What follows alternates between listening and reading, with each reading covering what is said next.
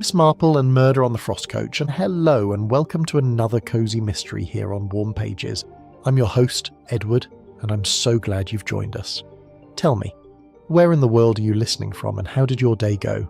Leave a comment and let's share a moment together. Don't forget to subscribe for new stories daily. Now, let's start tonight's mystery. Chapter 1. Tickets, Frost and a Late Fare.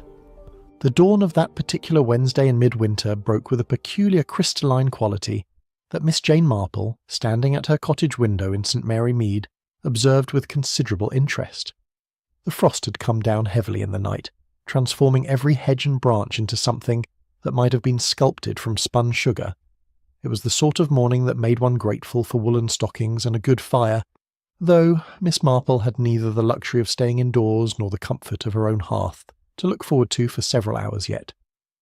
She'd promised her nephew Raymond that she would attend to a small matter of business in London, something to do with the signing of papers that could not, apparently, be accomplished through the post. Young people these days seem to think nothing of expecting their elderly relatives to travel 30 miles on a winter morning, but Miss Marple, who had been up since 5 o'clock, had made her preparations with her usual quiet efficiency. The 6:10 coach from Market Basing to London was not a conveyance that inspired poetry. It was a somewhat battered vehicle that had seen better days, probably before the war, and it possessed all the dubious comforts of its kind. Seats that sagged in unexpected places, windows that rattled in their frames, and a heating system that Mr. Wilkes, the driver, defended with the loyalty of a captain defending his ship, despite all evidence that it had long since given up any pretense of warming more than a small circle near the front. Miss Marple, arriving at the stop with 10 minutes to spare, was greeted by the sight of her friend Dolly Bantry, who had insisted on driving her to Market Basing in her own motor car. "Jane, you're quite mad to go up on a day like this," Lady Bantry said, pulling her fur more tightly around her shoulders. "Look at those hedges. We'll all be frozen solid by noon." "Nonsense, Dolly," Miss Marple replied with a slight smile. "The coach is always quite adequate, and Mr. Wilkes takes great pride in keeping to his schedule." "Pride won't warm your feet," Lady Bantry observed darkly. "That floor heater of his is nothing but a noisemaker. I've heard people say it blows cold air more often than hot." Miss Marple acknowledged this with a small inclination of her head. She had in fact ridden the 6:10 on several previous occasions, and had formed her own conclusions about the heating arrangements. But there was something rather pleasant about the early morning journey, with the frost-making patterns on the windows and the gradual lightening of the sky as they approached London. It was a time for quiet observation, and Miss Marple had always found that there was much to be learned from simply watching people go about their ordinary business. The coach arrived precisely on time, wheezing slightly as Mr. Wilkes brought it to a stop. He was a man of perhaps 55, with the weathered face of someone who had spent most of his life outdoors, and he nodded to Miss Marple with the respect due to a regular passenger. "Morning, Miss Marple. Brass monkey weather, eh?" "Good morning, Mr. Wilkes. I see you have your frost guard in place." "Never without it this time of year," he said with satisfaction. "Engine needs looking after in weather like this." The inside of the coach was already beginning to fog up as Miss Marple climbed aboard. The conductress, a neat woman in her 40s named Mabel Tarrant, greeted her with a smile. "Your usual seat, Miss Marple? Though I'm afraid there's not much warmth back there today. That will be quite suitable. Thank you, Miss Tarrant."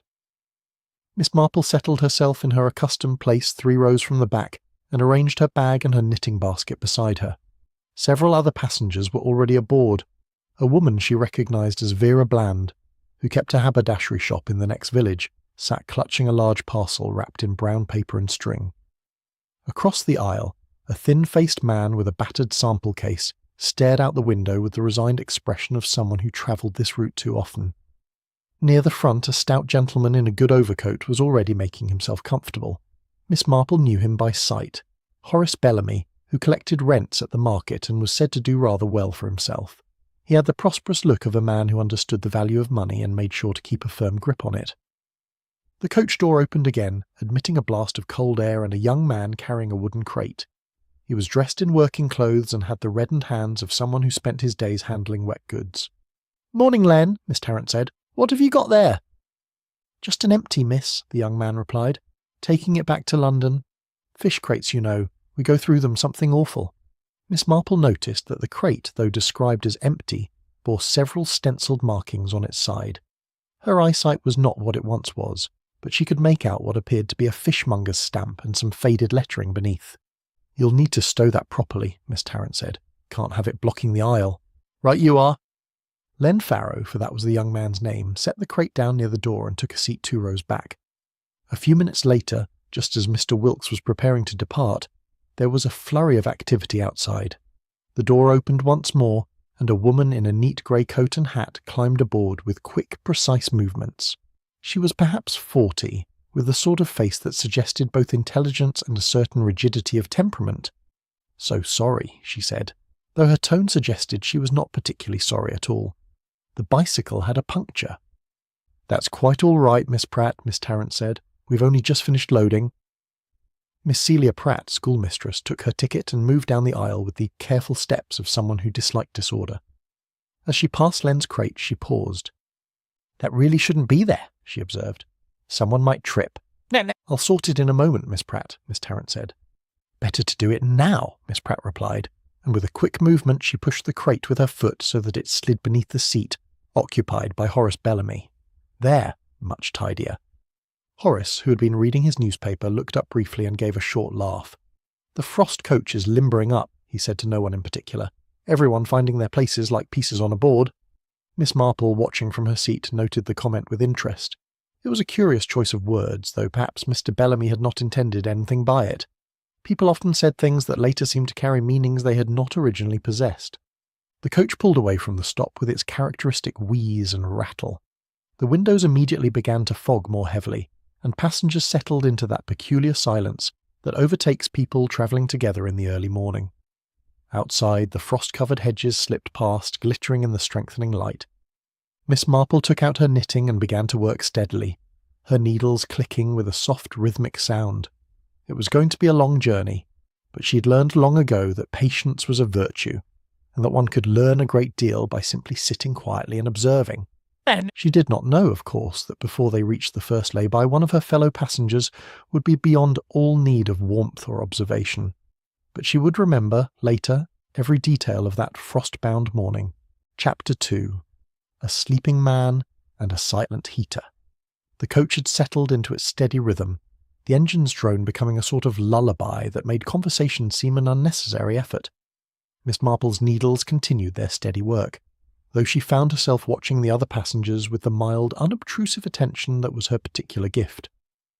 Vera Bland had unwrapped one corner of her parcel and was examining what appeared to be ribbons of various colours, holding them up to the weak light that filtered through the frosted windows. She made small, clicking sounds of approval or disapproval, though whether at the quality of the goods or at something else entirely, it was impossible to say. The commercial traveller, whom Miss Marple had mentally catalogued as Gordon Pike, from the name on his sample case, had produced a newspaper and was now hidden behind it. Only his hands were visible, holding the pages with a grip that suggested either intense concentration or a desire not to be disturbed. Horace Bellamy had opened his portfolio and was making notes with a pencil, pausing occasionally to consult what appeared to be a ledger. His lips moved slightly as he calculated, and once or twice he nodded to himself with evident satisfaction. A man who enjoyed his work, Miss Marple thought, or at least enjoyed the profits that came from it. Len Farrow had taken out a thermos and was balancing it on the floor beside his seat. The metal gleamed dully in the grey light, and Miss Marple noticed that he handled it with some care, as though it contained something precious. Tea, most likely, strong and sweet the way working men liked it. Miss Pratt sat very straight in her seat, a book open on her lap, though her eyes kept straying to the windows and the disordered arrangement of bags and parcels that other passengers had stowed with less precision than she would have preferred. Her grey coat was buttoned to the throat, and she wore gloves of a sensible brown leather that looked both warm and practical. The coach passed through the village where the turnpike began, and Mr. Wilkes paid the toll without slowing more than necessary. The frost was thicker here, away from the shelter of the town, and the hedgerows looked as though they had been dipped in white paint. Miss Marple found herself thinking of the garden at home, and wondering whether her roses would survive if this weather continued. It was Miss Tarrant who first noticed the change in temperature.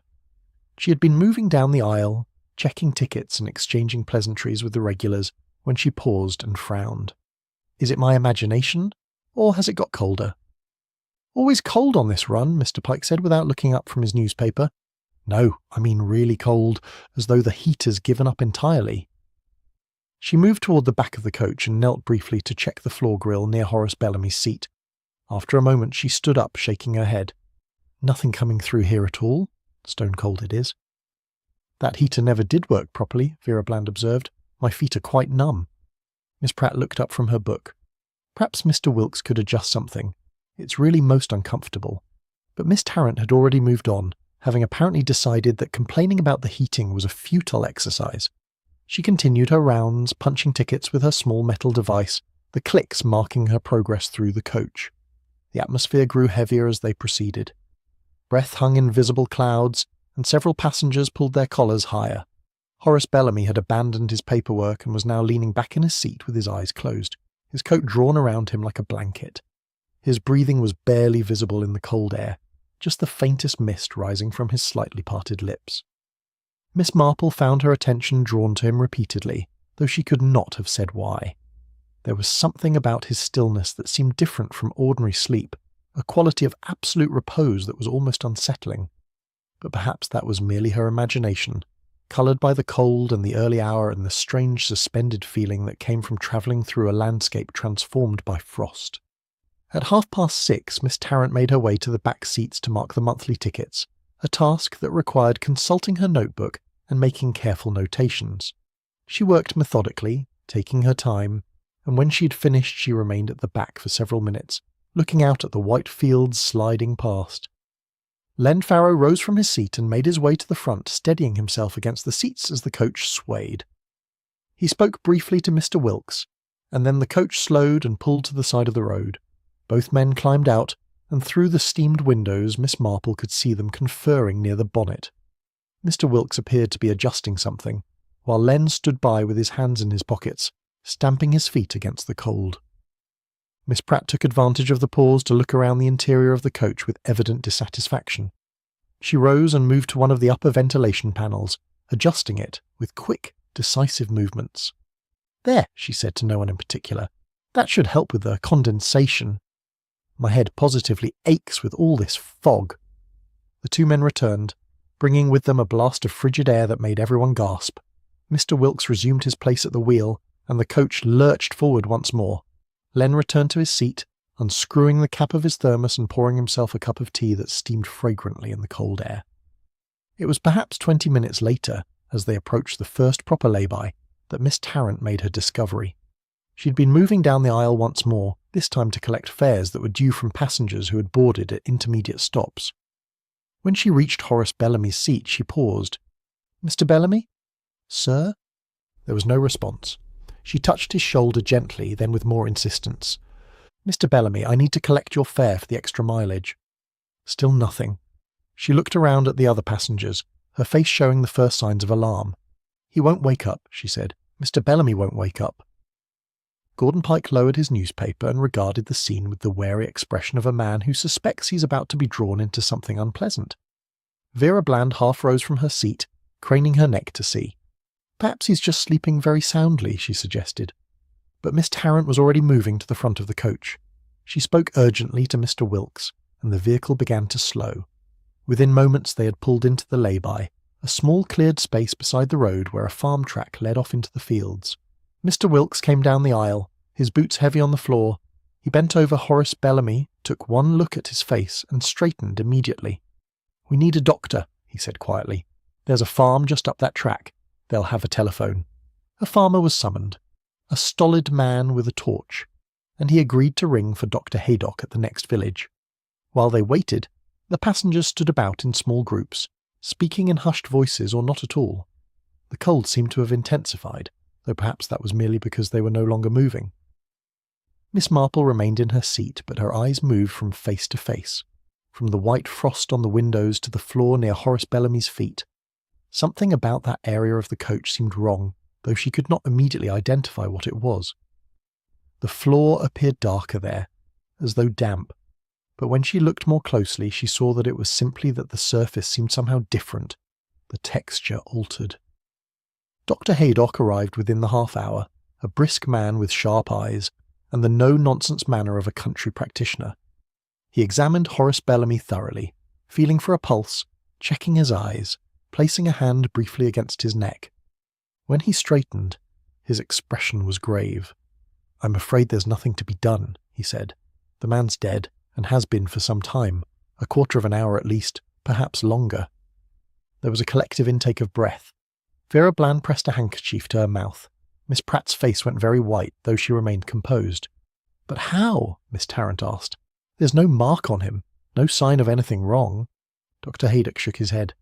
"I can't say with certainty, not without a proper examination. But there's no evidence of violence, no trauma that I can detect. His hands are unmarked, his face shows no signs of distress." He paused, then added, "Could be his heart. These things happen, especially in cold weather." "Heart," someone murmured, as though the word explained everything. But Miss Marple, sitting very still in her seat, was not entirely satisfied with this conclusion. Her eyes had returned to the floor near the dead man's shoes, where the strange coldness seemed to linger. She noticed that Mr. Wilkes, when he had examined the body, had placed his hand briefly on the floor and withdrawn it quickly as though surprised. "That heater," Miss Marple said quietly to Miss Tarrant, who had returned to her duties with the mechanical movements of shock. "You said it blows nothing. Has it always been so?" Miss Tarrant looked at her blankly for a moment, then nodded. "Yes, miss. That particular grill has never worked properly.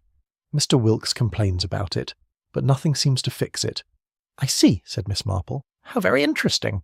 And she returned to her knitting, though her mind was very far from the pattern she was working.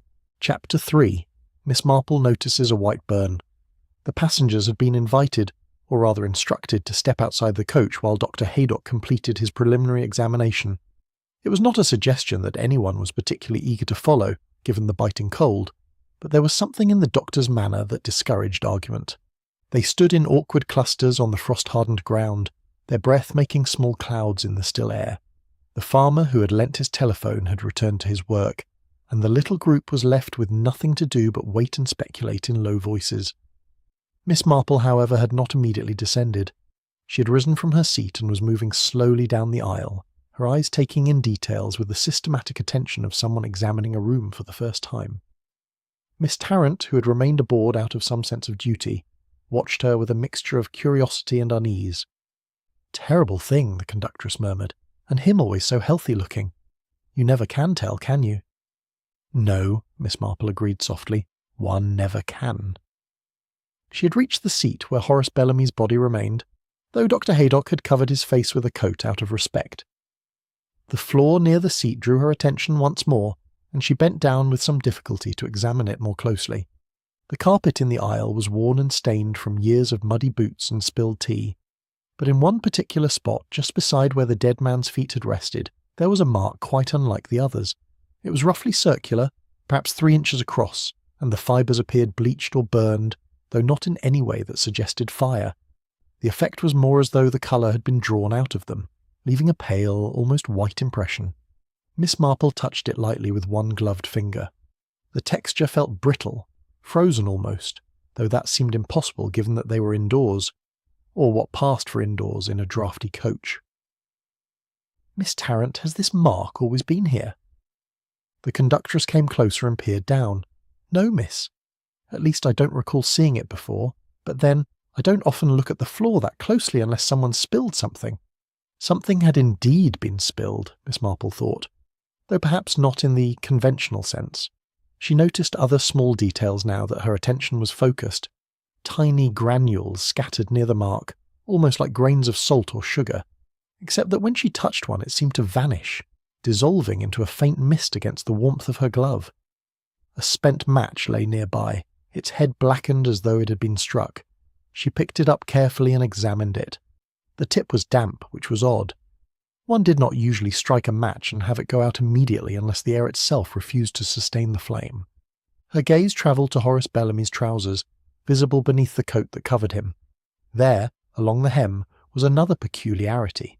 A pale rim, as though the fabric had been exposed to something that had drawn the warmth and colour from the wool. It was the sort of mark one might see on clothing left out overnight in a heavy frost, except more concentrated, more deliberate.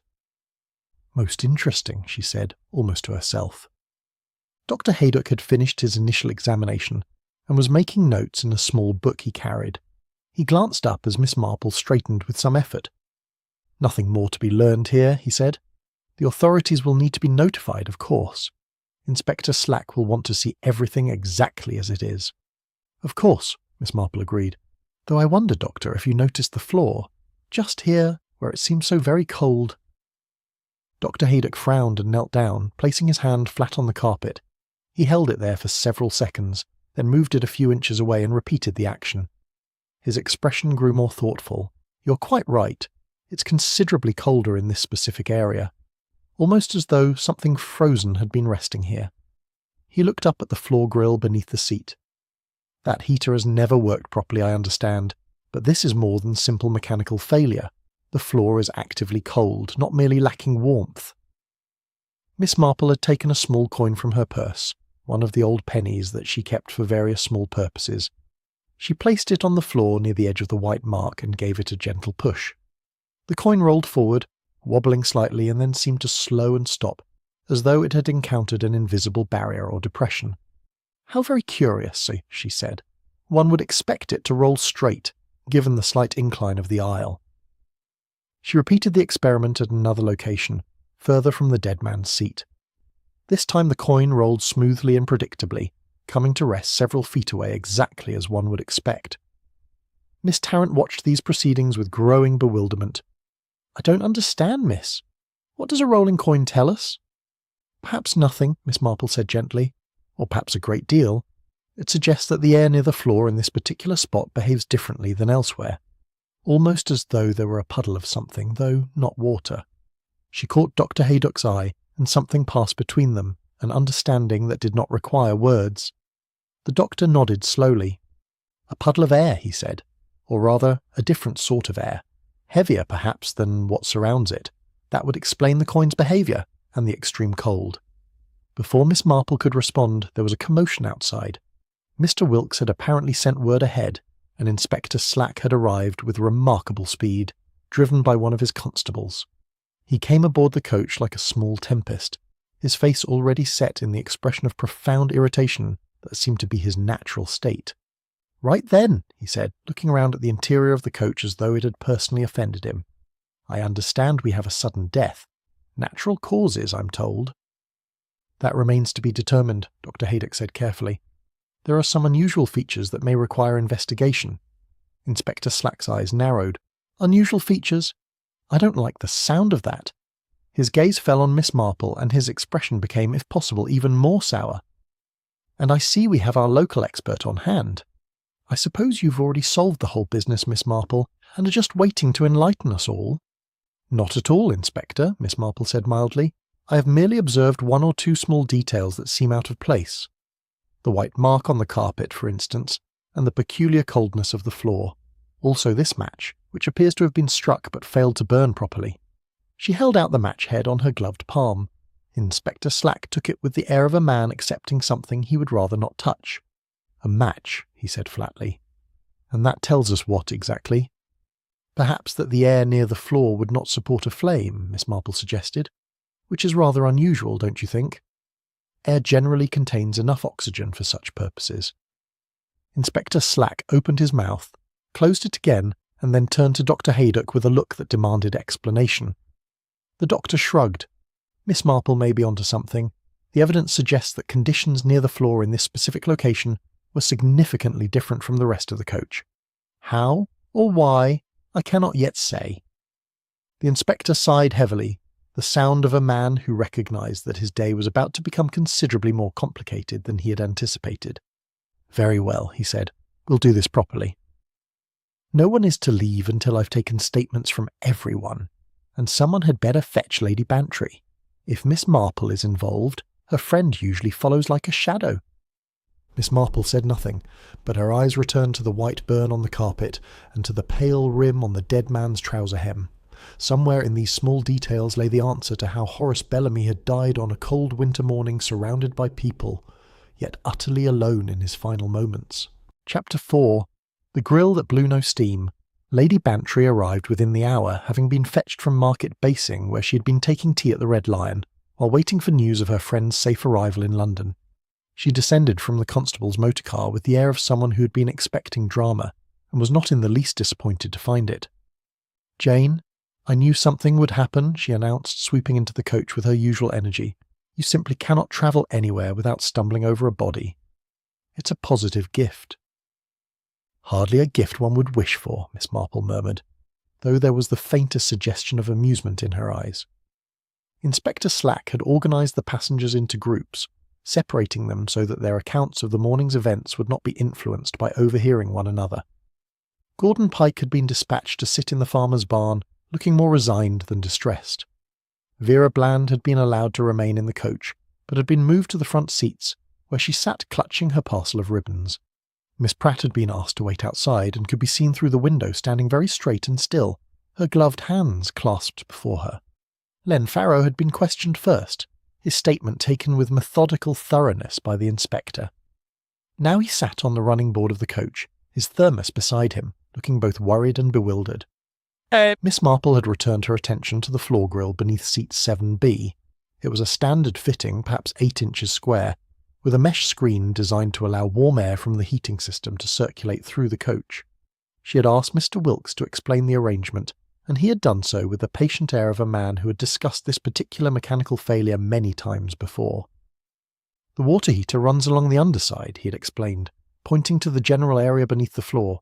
"Steam's supposed to rise through these grills and warm the interior, but that particular one hasn't worked right for 2 seasons at least. Blows cold if it blows anything at all." Now Miss Marple knelt beside it, her joints protesting slightly at the position, and examined the grill more closely. Lady Bantry hovered nearby, full of questions that she managed, with visible effort, to suppress. The mesh itself was clean, or as clean as one could expect in a vehicle that carried muddy boots and market goods. But when Miss Marple laid her gloved hand against it, she found it not merely cool, but positively cold, as though it had been packed in ice. The sensation was startling enough that she withdrew her hand quickly. "Dr. Haydock," she called softly, "would you confirm something for me?" The doctor came over and repeated her action, pressing his palm flat against the grill. His eyebrows rose. "Good Lord, that's not just lack of heat, that's active cold, as though something refrigerated had been pressed against the other side." Miss Marple reached down and lifted the valance that hung from the seat above, the fabric meant to hide the mechanical workings beneath. In the dim space revealed, she could see the pipes and fittings of the heating system, and wedged behind the grill mesh itself was a thin piece of card, waxy to the touch. "How very interesting," she said, working it free with careful fingers. "Someone has created a baffle, blocking the flow of air entirely. Not warm air and not cold, just stillness." Inspector Slack had been conducting his interviews at the front of the coach, but he came back now, drawn by the interest in Miss Marple's discovery. "What's that you found?" Miss Marple held up the waxed card. It had been cut precisely to fit behind the grill, and one side bore a faint greasy residue that suggested it had been handled with some care. "A deliberate obstruction," she said.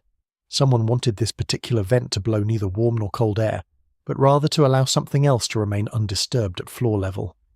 "Something else?" Slack's voice was sharp. "What something else?"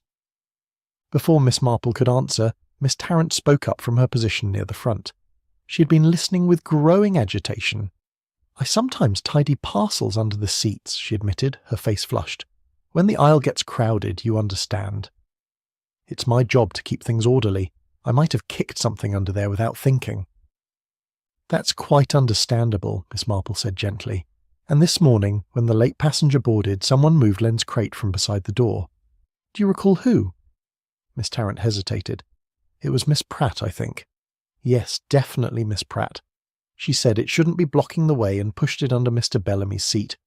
Lady Bantry, who had been examining the crate in question where it now sat against the wall of the coach, called out, 'Jane, come look at this. The bottom has frost on it. Not much, but definite frost, as though something very cold had been inside.'" Inspector Slack's expression had progressed from irritation to genuine interest. He moved to examine the crate himself, running his fingers along the interior surface. "Len Farrow," he barked, "you said this crate was empty." "What did it hold before?" Len scrambled to his feet, his face anxious. "Just fish, sir. We pack them in ice for transport. Sometimes dry ice, if they're going a long way. Keeps them from spoiling." "Dry ice." Dr. Haydock spoke the words slowly as though testing their weight. Solid carbon dioxide. It sublimes directly from solid to gas, leaving no liquid residue, and the gas is heavier than air, so it would sink and pool at floor level. Miss Marple nodded.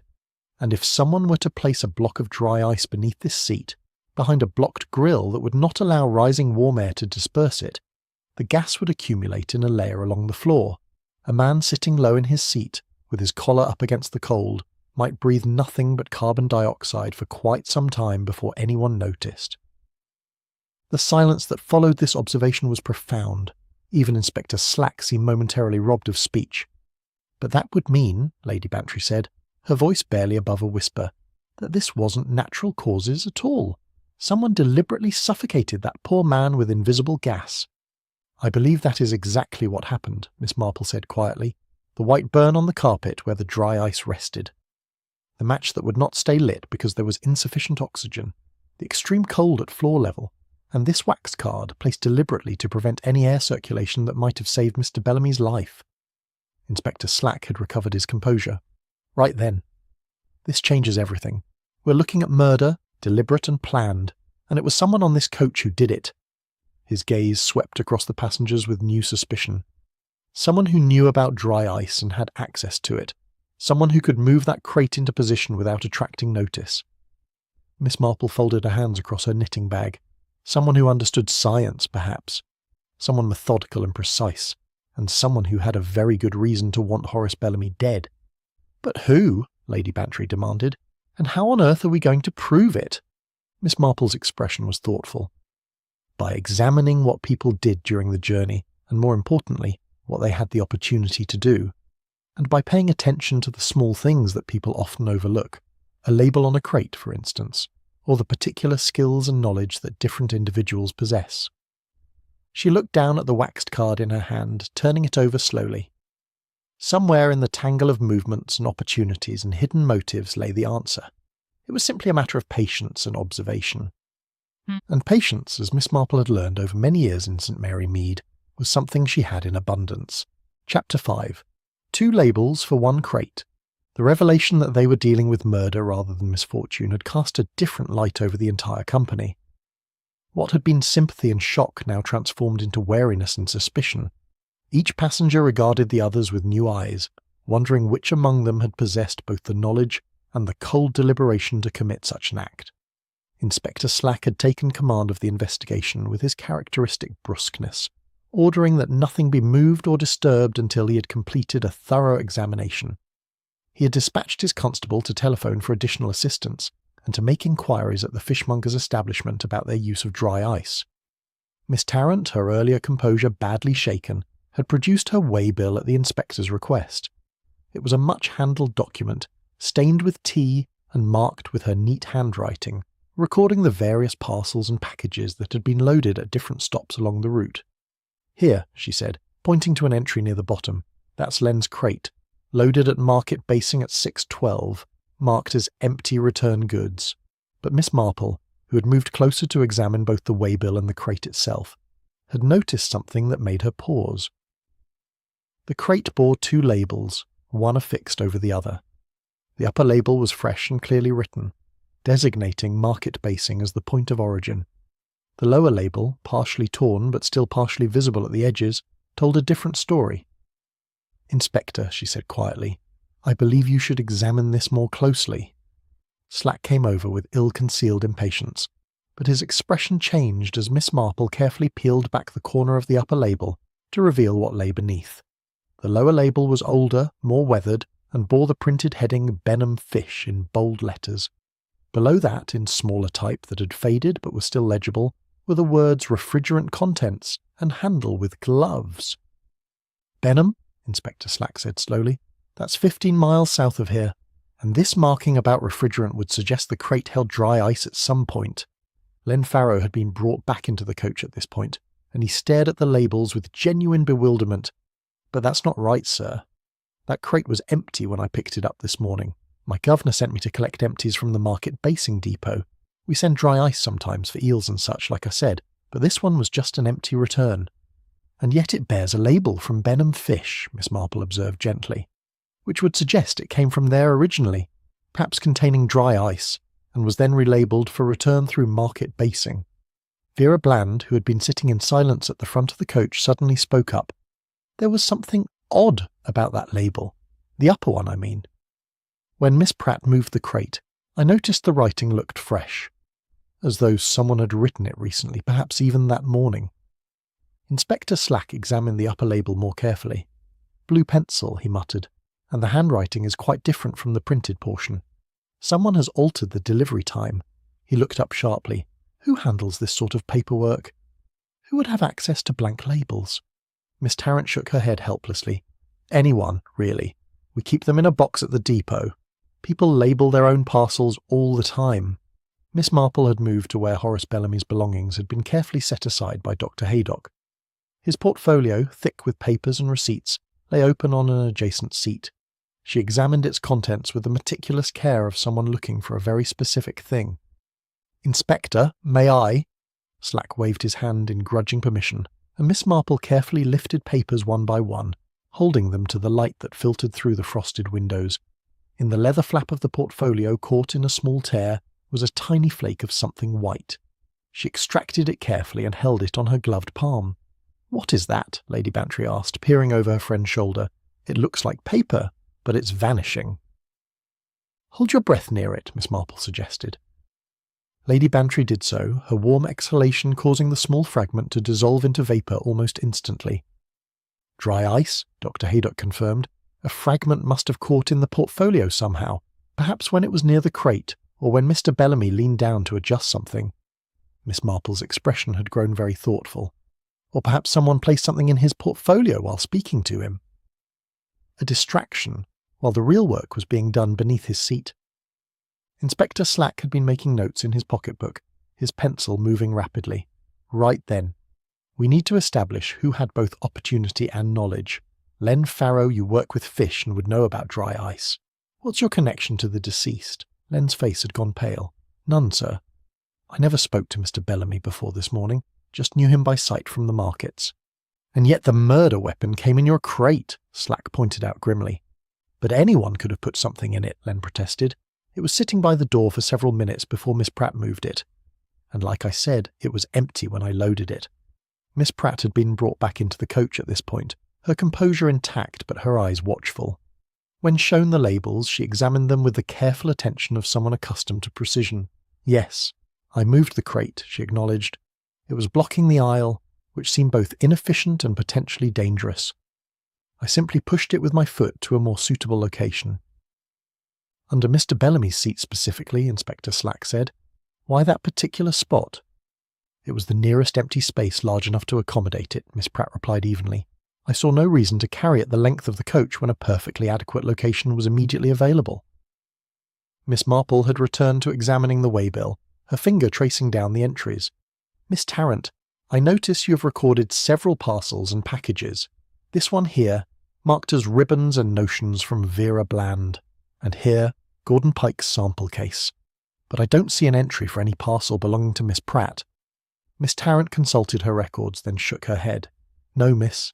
Miss Pratt travels light as a rule, just her satchel with her books and papers." "I see," Miss Marple said softly. "And yet earlier, before we departed, I could have sworn I saw you carrying something wrapped in paper. Or perhaps my memory is failing me." Miss Pratt's composure flickered just for an instant. "You must be mistaken. I carried only my usual things." But Vera Bland spoke up again, her voice hesitant. "No, Miss Marple is right. I saw it too. You had a small parcel when you boarded, Miss Pratt, wrapped in brown paper. I remember because the wrapping was the same kind we use in my shop, and I thought it odd that you should have anything from a haberdashery." "I think," Miss Marple said gently, "that we shall find that parcel had nothing to do with ribbons or notions, and I suspect the blue pencil used to alter the crate label will prove to be a very particular shade, the sort used by schoolteachers for marking papers." The silence that followed was broken only by the sound of wind whistling through the gaps around the coach doors and the distant call of a crow from the frozen fields beyond. Chapter 6. Alibis by Lay-by Thermos and Ticket Punch.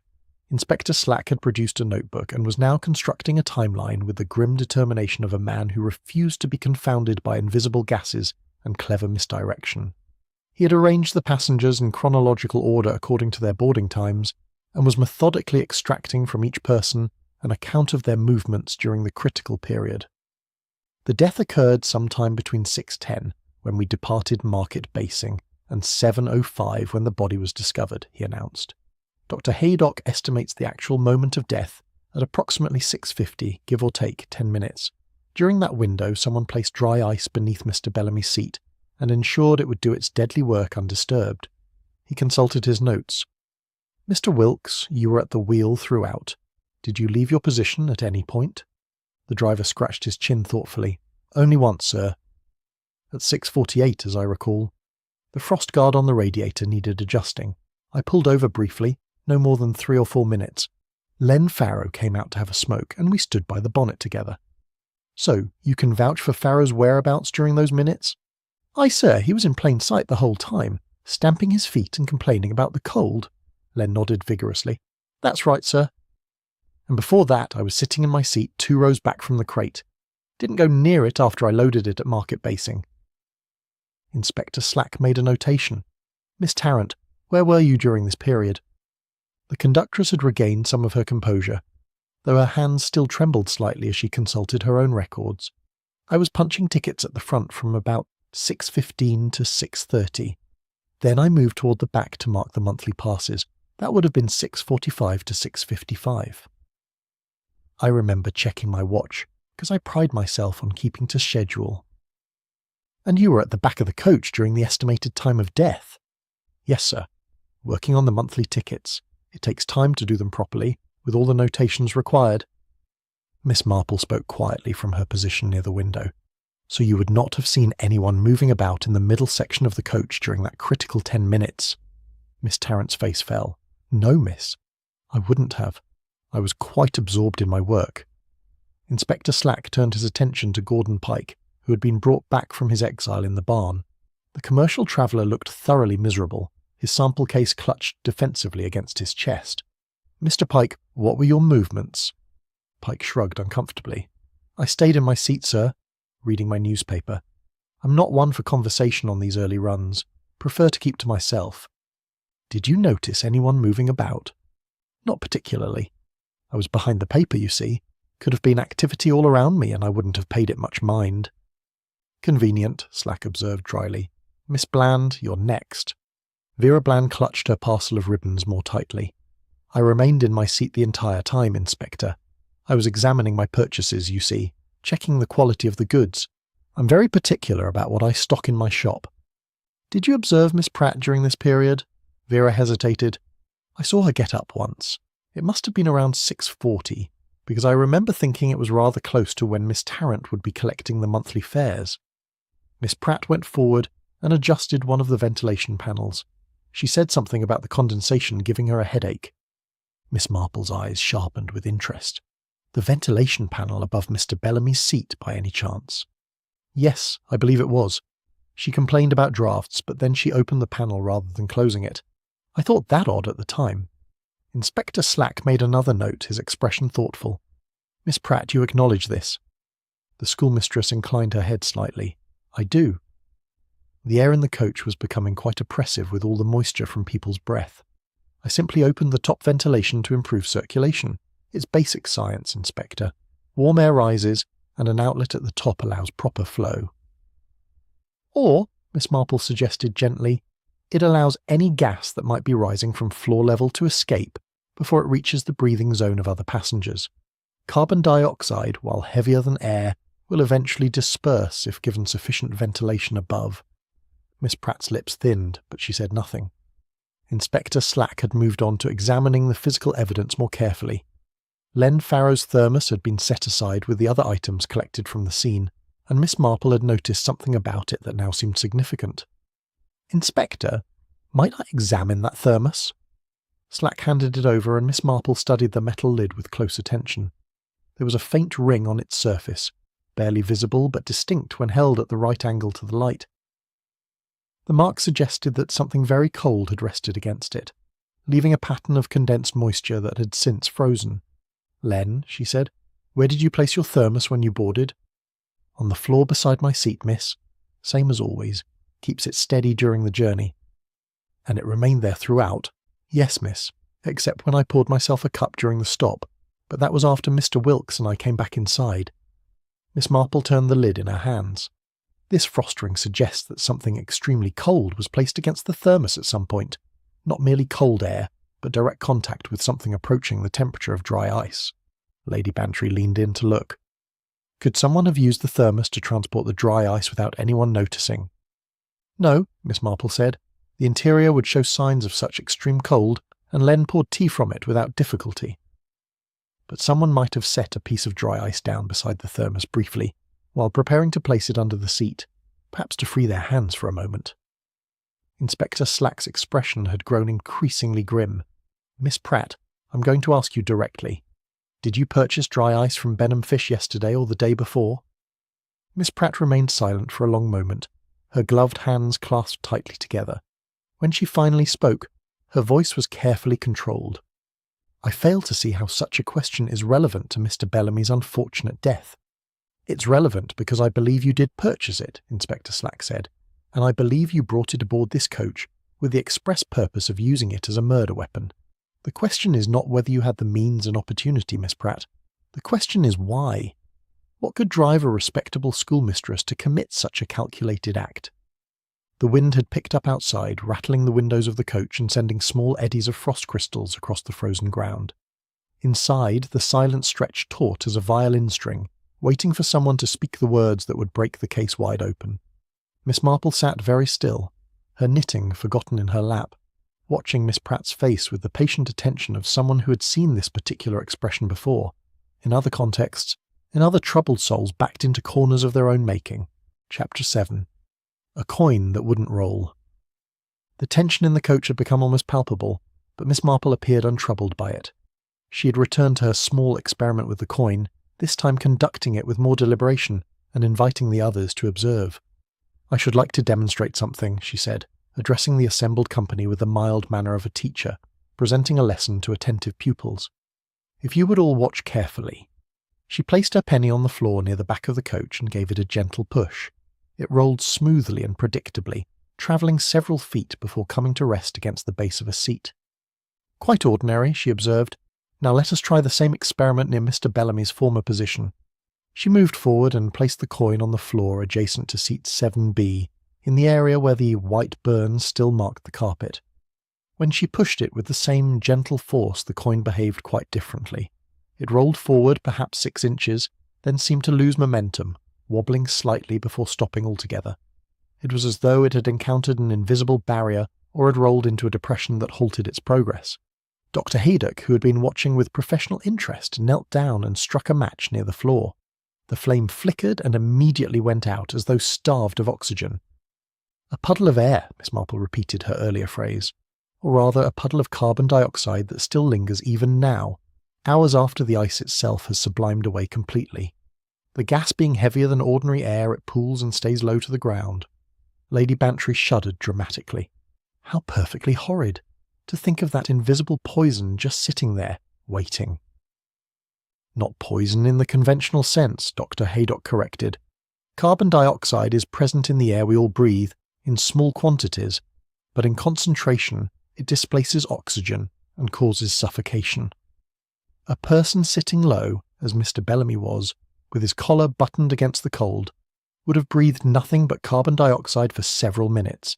He would have grown drowsy, then unconscious, then ceased breathing altogether, all without a struggle or any outward sign of distress." Inspector Slack had been examining Miss Pratt with barely concealed suspicion throughout this demonstration. Now he addressed her directly once more. "Miss Pratt, I note that you are wearing a knitted muff. May I examine it?" The schoolmistress hesitated, then slowly removed the muff from her hands and passed it to the inspector. It was a neat piece of work, tightly knitted in grey wool, with a practical design that suggested warmth rather than fashion. Slack turned it over in his hands, then held it up to the light. On the outer surface, barely visible against the grey wool, were tiny white speckles, like frozen dew or the residue of sublimed frost. "What are these marks, Miss Pratt?" "I'm sure I don't know," she replied, but her voice had lost some of its earlier certainty. "Perhaps moisture from the condensation in the coach." Miss Marple reached out and touched one of the speckles gently with her gloved finger. It dissolved instantly, leaving a faint dampness. Not moisture, she said quietly. Or at least not ordinary moisture. This is the residue of sublimed carbon dioxide, the same substance we found on the carpet and in Mr. Bellamy's portfolio. It clings to fabric that has been in close proximity to dry ice. And your gloves, Inspector Slack continued, his voice taking on the relentless quality of a hound closing in on its quarry. May I examine those as well? Miss Pratt removed her gloves with stiff mechanical movements. They were practical brown leather, well worn but carefully maintained. Inspector Slack raised them to his nose and sniffed carefully. Paraffin, he announced, or something very like it, the sort of waxy substance one might find on treated card or paper. Miss Marple nodded. The baffle that was placed behind the grille was made of waxed card, designed to resist moisture while blocking airflow. Anyone handling it would likely transfer some of that waxy residue to their gloves. Lady Bantry, who had been following these revelations with increasing dismay, spoke up suddenly. But Jane, why? Why would Miss Pratt want to harm Mr. Bellamy? What possible reason could she have? It was the question that had hung unspoken in the air throughout the investigation, and now it demanded an answer. Inspector Slack turned to face the schoolmistress directly. Yes, Miss Pratt. I believe we've established beyond reasonable doubt that you had both the means and the opportunity. What we lack is the motive. Why did you kill Horace Bellamy? For a long moment Miss Pratt said nothing. She stood very straight, her face pale but composed, her hands clasped before her in the absence of her gloves and muff. When she finally spoke, her voice was quiet but clear.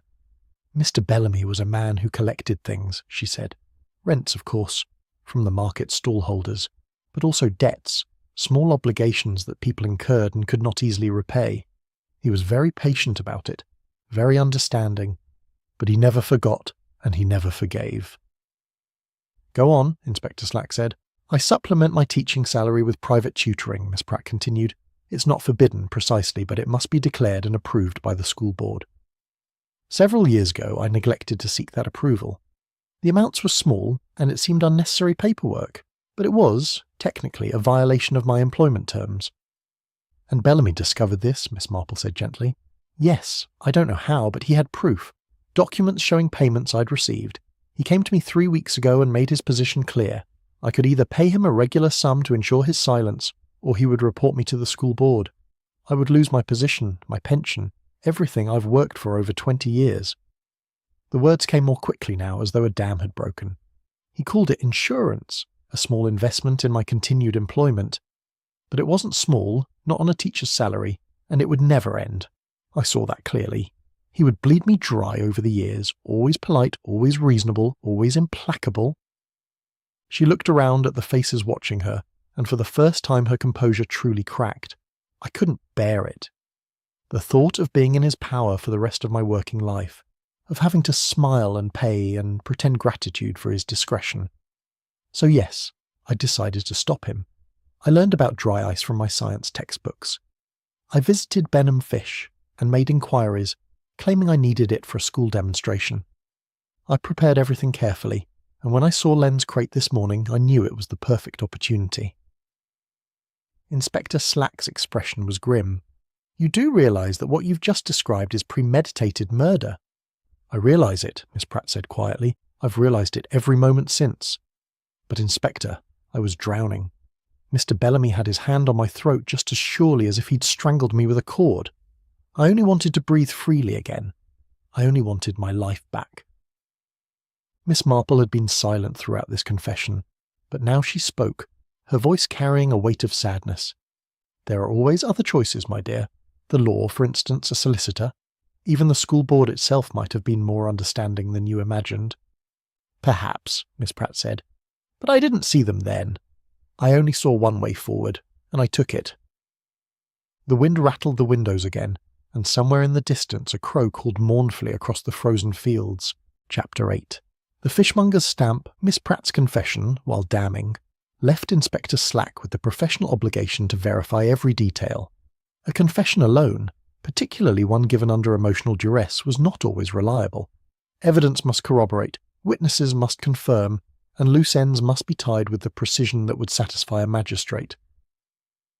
We'll need to visit Benham Fish, he announced, closing his notebook with a decisive snap. If Miss Pratt's account is accurate, someone there will remember her inquiries about dry ice. Constable Richards, you'll accompany Miss Pratt to the station and ensure she's made comfortable. Dr. Haydock, I'll need your formal report by this evening. Miss Marple, who had been sitting quietly throughout the confession, now spoke up. Inspector, if you're going to Benham, I should very much like to accompany you. I have one or two questions that might prove illuminating. Slack looked as though he might refuse, but Lady Bantry intervened with characteristic firmness. Really, Inspector, Miss Marple has done more to solve this case than anyone. The least you can do is allow her to see it through properly. The inspector capitulated with poor grace, and within the hour a small party set off for Benham in the constable's motor car. The frost had not lifted despite the advancing day, and the hedgerows still glittered with their coating of crystalline white. Benham Fish occupied a low building near the railway goods yard, with a large cold storage facility attached. The smell of the sea hung about the place, though they were miles inland, and crates similar to Len's stood stacked near the loading bay.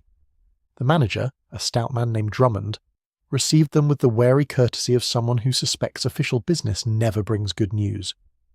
When Inspector Slack explained their purpose, his expression shifted from wariness to frank surprise. "A schoolmistress, you say?" "Yes, I remember her. Tuesday morning it was, or possibly Monday. She came in asking about dry ice for a science demonstration. Wanted to know how long a block would last and how to handle it safely." "Did she purchase any?" Slack asked. 2 blocks, standard size, paid cash and took them wrapped in newspaper. I remember thinking it was unusual for a school to send a teacher rather than having it delivered, but she said she was passing by anyway, and it would save the delivery charge. Miss Marple leaned forward slightly. "Mr. Drummond, did she ask any specific questions about the properties of the ice? Anything beyond simple handling instructions?" Drummond scratched his head, thinking back. "Now that you mention it, yes. She asked particularly about how the gas behaves when it sublimes, whether it rises or falls, how long it stays concentrated in a confined space, that sort of thing. Scientific questions, which made sense given she was a teacher. And did she ask about storage? About keeping it under a seat, perhaps?" The manager's eyes widened. "How did you know that?" "Yes, she did ask about whether it would last overnight if kept in a small space with limited air circulation. Said something about wanting to demonstrate sublimation to her students the next morning without the block melting away beforehand." Inspector Slack made careful notes while Miss Marple continued her gentle questioning. "I don't suppose you noticed what she was wearing? Whether she had gloves, for instance?" "Brown leather gloves," Drummond said promptly. "I noticed because when she handled the wrapped ice I warned her to keep her gloves on. Dry ice can burn skin something fierce if you touch it directly. She seemed to know that already, though." They moved on to examine the storage facility and the types of crates used for shipping. The wooden boxes were indeed identical to the one Len had carried aboard the coach, and each bore the stamped marking Benham Fish with the warning about refrigerant contents. "We send these all over," Drummond explained. "Eels mostly, sometimes other delicate fish that need to stay frozen during transport. The crates go out full and come back empty, then we reuse them. Save on costs that way." "And the labels?" Miss Marple inquired. "Who applies those?" "Customers usually do it themselves, or our dispatch clerk. We keep blank labels in a box by the door for anyone who needs them. Makes things simpler." Miss Marple examined the box of labels, noting their familiar appearance. They were identical to the upper label on Len's crate, the one that had been written in blue pencil with Market Basing as the destination. Inspector Slack had one more question. Did anyone else purchase dry ice around the same time? A commercial traveller, perhaps? Or a young fishmonger?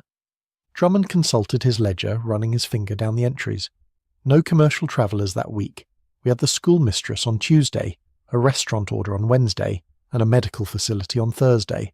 No one matching the description of a fishmonger or a travelling salesman. This effectively eliminated Gordon Pike from suspicion, if any had remained. He had claimed to know nothing about dry ice, and the record supported his assertion. On the journey back, Miss Marple was thoughtful. Lady Bantry, who had insisted on coming along despite the cold, could contain her curiosity no longer. "What are you thinking, Jane? Surely the case is solved. Miss Pratt has confessed, and Mr. Drummond's testimony confirmed she purchased the dry ice and asked very specific questions about its properties." "Oh, the case is quite solved," Miss Marple agreed. "I was merely reflecting on how knowledge can be turned to such dark purposes. Miss Pratt's education, her scientific understanding, all the things that should have made her an asset to her community, were instead employed in planning a murder. It's rather sad, really. Sad? Inspector Slack snorted from the front seat. She killed a man in cold blood, if you'll pardon the expression, planned it carefully, executed it cleverly, and would have gotten away with it if not for your sharp eyes and that business with the coin. Nevertheless, Miss Marple said quietly, I cannot help but feel pity. She was a woman in desperate circumstances, driven to desperate measures by a man who preyed upon those weaker than himself. I'm not excusing what she did, Inspector. Murder is murder and must be answered for. But I understand why she felt cornered. They drove on through the frost-bound landscape, each occupied with their own thoughts. The coach stood empty now in the lay-by, waiting to be released by the authorities and returned to service. By tomorrow it would be carrying passengers again, the frost would melt, and the ordinary business of life would resume. But Miss Marple knew that for Miss Pratt there would be no return to ordinary life. The choices made on a cold winter morning had set her on a path from which there was no turning back, and all the careful planning in the world could not change that fundamental truth. In her handbag, carefully wrapped in a handkerchief, Miss Marple carried the spent match she'd found by Horace Bellamy's feet. She would keep it, she thought, as a reminder that sometimes the smallest clues reveal the largest crimes, and that observation and patience were worth more than all the clever theories in the world. Chapter 9. A parcel tag written twice. The return to the lay-by found the scene much as they had left it, though the constable who had remained behind reported that the other passengers had grown increasingly restless. Vera Bland had complained of missing her appointments in London, and Gordon Pike had asked repeatedly when he might be released to continue his journey. Only Len Farrow seemed resigned to the delay, sitting on the running board with his empty thermos and watching the frozen fields with the patience of a man accustomed to waiting. Inspector Slack called them all back into the coach for what he termed a final accounting. The heating system had been coaxed back to life by Mr. Wilkes, and the interior was almost warm, though the windows remained frosted at the edges. Before I release you all, Slack began, I want to make certain we have a complete picture of what occurred this morning. Miss Pratt has confessed to the murder of Horace Bellamy, and we have corroborating evidence from Benham Fish. However, there remain some practical details to establish for the court proceedings. He turned to Len Farrow first. The crate you brought aboard was genuinely empty when you collected it from Market Basing. Yes, sir, Len affirmed. I picked up 3 empties from the depot, and that was one of them. Clean as a whistle inside, or near enough. Yet it bore a label from Benham Fish beneath the Market Basing tag. Can you explain that? Len shrugged. Crates make the rounds, sir. One day they're going to London full of eels, next day they're coming back empty through Market Basing. We don't scrape off every old label, just put a new one over it when we redirect them. Miss Marple had been examining the debris that had accumulated in the coach during the morning's activities. Various papers had been collected and set aside by the constable, ticket stubs, a newspaper, a crumpled handkerchief, and several small scraps that appeared to have fallen from pockets or bags. Among these she found what she was seeking, the lower label that had been partially torn from Len's crate. Someone had removed it more completely at some point, perhaps to examine it more closely or simply in the process of handling the crate. She turned it over carefully and her expression sharpened with interest. Inspector, I believe you should see this.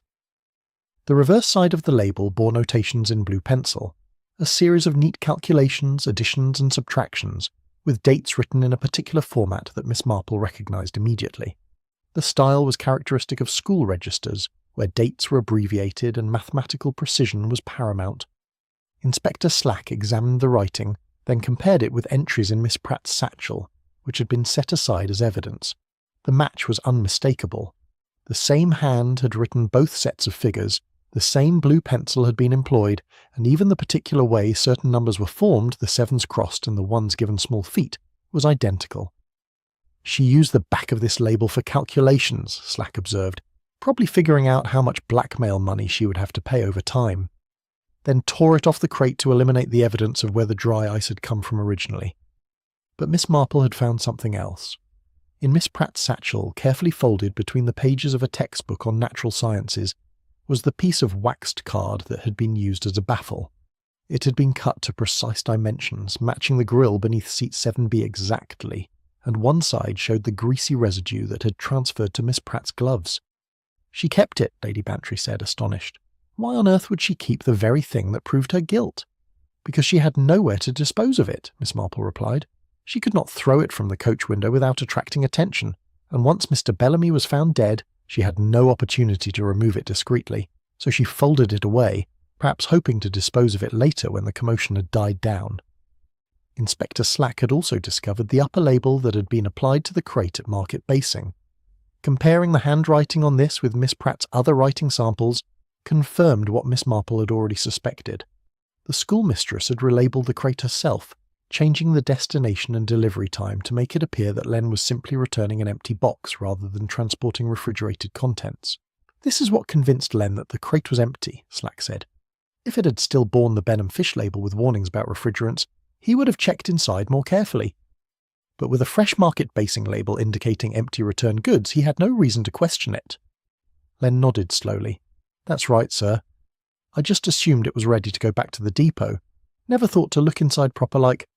Miss Marple had returned her attention to the satchel, carefully examining its contents with Inspector Slack's permission.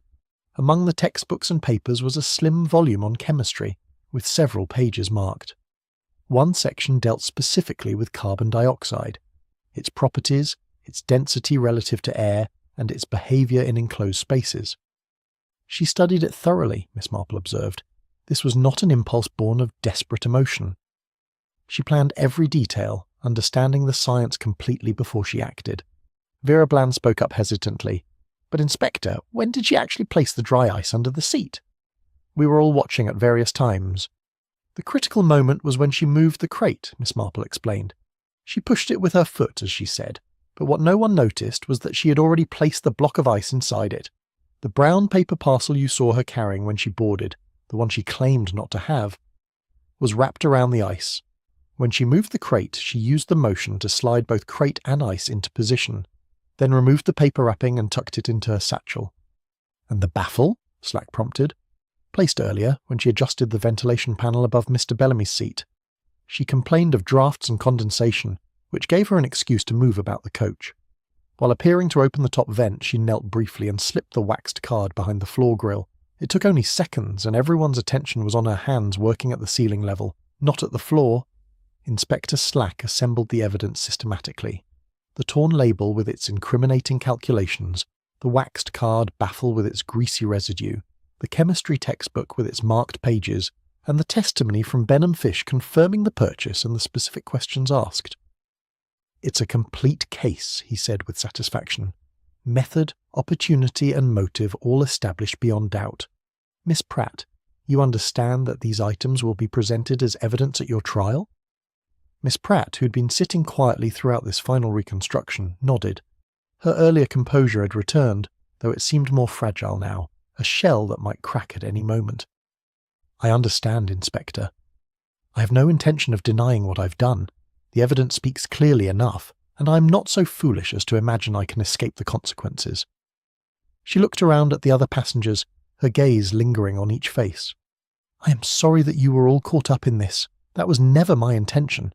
I simply wanted to be free of Mr. Bellamy's grip, and I saw no other way forward. It seems I lacked imagination as well as courage. Miss Marple regarded her with that peculiar mixture of sympathy and sadness that came from understanding human weakness all too well. We all lack something when we are frightened enough, she said quietly. But taking a life is never the answer, no matter how trapped we feel. There is always another path, if we have the wisdom to seek it and the courage to take it. The wind had finally begun to ease, and the sun broke through the clouds for the first time that day, casting long shadows across the frost-covered landscape. It was time, Inspector Slack announced, for everyone to go their separate ways. Chapter 10. Frost Coach, Dry Ice, Grill, and the Passenger Who Shifted the Cold. The sun had climbed higher by the time Inspector Slack declared himself satisfied with the evidence and released the passengers to continue their interrupted journeys. A replacement coach had been summoned from Market Basing, and most of the travellers were eager to depart, anxious to put distance between themselves and the morning's grim events. But before they dispersed, Miss Marple requested one final gathering. She stood near the front of the original coach, which remained cordoned as evidence, and addressed the small assembly with her usual quiet authority. I should like, if I may, to summarise what occurred this morning. Not for dramatic effect, but because I believe it important that we all understand precisely how this tragedy unfolded, Knowledge, after all, is the best defence against deception. Inspector Slack nodded his approval, though he looked as if he would have preferred to conduct this final explanation himself. Dr. Haydock leaned against the side of the coach, his medical bag at his feet. Lady Bantry stood close to her friend, while the remaining passengers formed a semicircle in the frost-brittle grass. Miss Marple began with the method, as that was the most remarkable aspect of the crime. Horace Bellamy died not from poison, nor from violence, nor from any conventional means. He died from breathing carbon dioxide gas, which had been deliberately introduced beneath his seat in the form of dry ice. The solid sublimed directly to gas, and because that gas is heavier than ordinary air, it pooled at floor level around his ankles and feet. As he sat low in his seat with his collar buttoned against the cold, he gradually inhaled more and more carbon dioxide until he lost consciousness and eventually ceased breathing altogether. She gestured toward the coach interior. The method required several elements to work effectively. First, a source of carbon dioxide, which Miss Pratt obtained from Benham fish, in the form of 2 blocks of dry ice. Second, a means of keeping the gas concentrated at floor level, which she achieved by blocking the heating grill with a waxed card baffle. This prevented any warm air from rising through and dispersing the carbon dioxide cloud. Third, an opportunity to place the ice without detection, which presented itself when Len's crate arrived and could be used as a container. Mr. Wilkes, who had been listening with the fascinated horror of a man realizing how his vehicle had been used as a murder weapon, spoke up. But surely someone would have noticed. The cold, the smell, something. Carbon dioxide is odourless, Dr. Haydock explained, and the coach was already cold due to the malfunctioning heater. The extreme cold near the floor simply seemed like more of the same problem. Only Miss Marple noticed the peculiar localised nature of it. Miss Marple continued, her voice steady and clear. The clues were subtle but telling. The white burn on the carpet where the dry ice rested directly against the fibres. The pale rim on Mr. Bellamy's trouser hem where the intense cold had frosted the wool. The spent match that would not burn because there was insufficient oxygen at floor level. The coin that rolled forward and stopped, as though encountering a puddle of heavier air, and the grill itself, which blew neither hot nor cold but was actively frigid to the touch. She held up her fingers, ticking off each point. The crate bore 2 labels, one from Benham Fish warning of refrigerant contents, and another from Market Basing suggesting empty return goods. The lower label, when examined, showed Miss Pratt's handwriting and calculations on the reverse. The waxed card baffle, recovered from her satchel, matched the dimensions of the grill exactly, and bore the paraffin residue that transferred to her gloves. Her muff showed speckles of sublimed frost from handling the dry ice. And most damning, the fishmonger at Benham remembered her specific questions about how carbon dioxide behaves in enclosed spaces. Inspector Slack took up the narrative, consulting his notebook. As to opportunity, Miss Pratt boarded at Market Basing carrying a parcel wrapped in brown paper. This parcel contained the blocks of dry ice already prepared for transport. When she moved Len's crate to tidy the aisle, she simultaneously positioned the ice inside it beneath Mr. Bellamy's seat.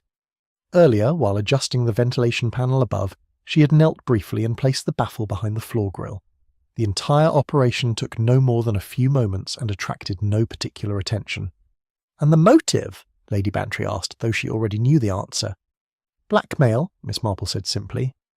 Horace Bellamy had discovered that Miss Pratt was conducting private tutoring without the required approval from her school board.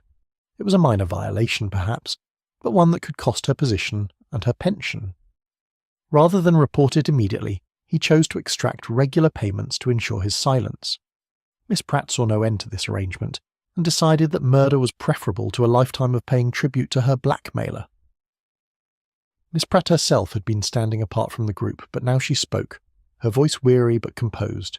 "Miss Marple has stated everything correctly. I have nothing to add or subtract from her account. I planned it carefully, executed it as I had designed, and would have succeeded had not Miss Marple possessed such keen powers of observation. I underestimated how much those small details, the frost on fabric and the coin's peculiar behaviour, would reveal." "You underestimated the basic principle," Miss Marple said gently, "that murder always leaves traces. However clever the method, however invisible the weapon, there are always signs for those who know how to look for them." Inspector Slack stepped forward, his manner formal now. "Miss Celia Pratt, I am arresting you for the wilful murder of Horace Bellamy. You will be taken to the station and charged accordingly. I must warn you that anything you say may be given in evidence." Miss Pratt submitted to the handcuffs with the same quiet dignity she had maintained throughout. As she was led toward the waiting police vehicle, she paused and looked back at Miss Marple. "You said there were always other choices. Perhaps you were right, but I could not see them at the time, and now it is too late to discover them." "It is always too late after the fact," Miss Marple replied. "That is the tragedy of impulsive action born from sustained desperation. One builds to a moment where only a single path seems possible, and by the time one realizes there were other routes, the irreversible step has already been taken." The constable helped Miss Pratt into the vehicle, and it pulled away down the frost-rutted lane. The remaining passengers watched it go, then turned to their own departures with visible relief. Len Farrow approached Miss Marple shyly. "Begging your pardon, miss, but I wanted to thank you. If not for your noticing those details, I might have been suspected myself, what with it being my crate and all." "You were never a serious suspect, Len," Miss Marple assured him. "You had no motive and your movements were accounted for, but you're welcome nonetheless." Lady Bantry linked arms with her friend as they walked toward their own motor car. "Well, Jane, another body and another solution. Inspector Slack will never admit it, but you've saved him considerable trouble." "Inspector Slack is quite capable in his way," Miss Marple said mildly. "He would have reached the same conclusions eventually. I merely hastened the process by noticing a few small things. A white burn on carpet, a coin that wouldn't roll properly, and a thermos lid with a frost ring," Lady Bantry recited. "Hardly small things when they add up to murder." They reached the car and Miss Marple settled herself in the passenger seat with a small sigh. Her knitting bag sat in her lap, the needles and yarn undisturbed since early morning. "You know, Dolly, I believe I shall take the 10 o'clock coach in future, when I must go to London, one with a proper fire and reliable heating, and I shall insist that all parcels remain in their designated places, visible and accounted for." Lady Bantry laughed as she started the engine. "A wise policy. Though knowing you, Jane, you'll probably stumble over another mystery before the week is out." "I sincerely hope not," Miss Marple said. "One frozen murder per winter is quite sufficient." As they drove away from the lay-by, the frost was beginning to melt at last under the strengthening sun. The hedgerows would soon lose their crystalline coating, the fields would thaw, and the frost coach would return to its ordinary routine of carrying ordinary passengers through ordinary mornings. But Miss Marple would remember this particular journey, and the lesson it taught about how knowledge and desperation could combine to create something deadly. She would remember the schoolmistress who had chosen murder over submission, and the collector of debts who had pushed someone past endurance. And she would remember that even the coldest crimes left warm traces for those patient enough to find them.